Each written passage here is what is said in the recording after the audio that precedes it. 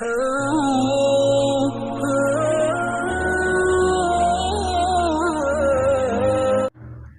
لأهله والصلاة على أهلها أما بعد إنما الأعمال بالنيات او كما قال صلی اللہ علیہ وسلم۔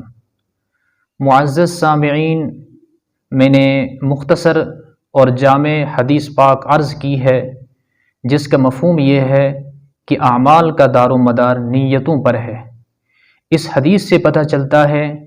کہ بندہ جب بھی کوئی نیک کام کرے تو اس میں خلوص ہونا چاہیے،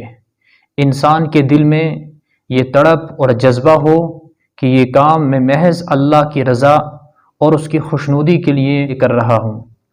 اس کے علاوہ کوئی اور وسوسہ یا کوئی اور خواہش دل میں نہ ہو۔ مثلا یہ کہ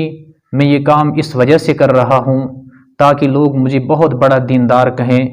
مجھے بہت بڑا متقی کہیں، مجھے بہت بڑا پرہیزگار کہیں اور لوگ میری تعریف اور واہ واہ کریں۔ یاد رہے، اگر یہ جذبہ اور یہ وسوسہ انسان کے دل میں ہو، یہ خوش فہمی اس کے دل میں ہو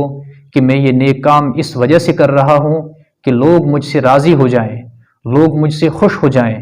لوگ میری تعریف کریں، تو ایسے عمل کی اللہ رب العزت کے نزدیک کوئی قدر و قیمت نہیں ہے، بلکہ اللہ رب العزت کے یہاں وہ عمل مقبول ہے جس میں محض اسی کی رضا مقصود ہو، چاہے وہ عمل بظاہر کتنا ہی چھوٹا اور معمولی کیوں نہ ہو، لیکن اگر انسان کے قلب میں یہ داعیہ اور جذبہ ہو کہ میں اللہ کی رضا کے لیے کوئی کام کر رہا ہوں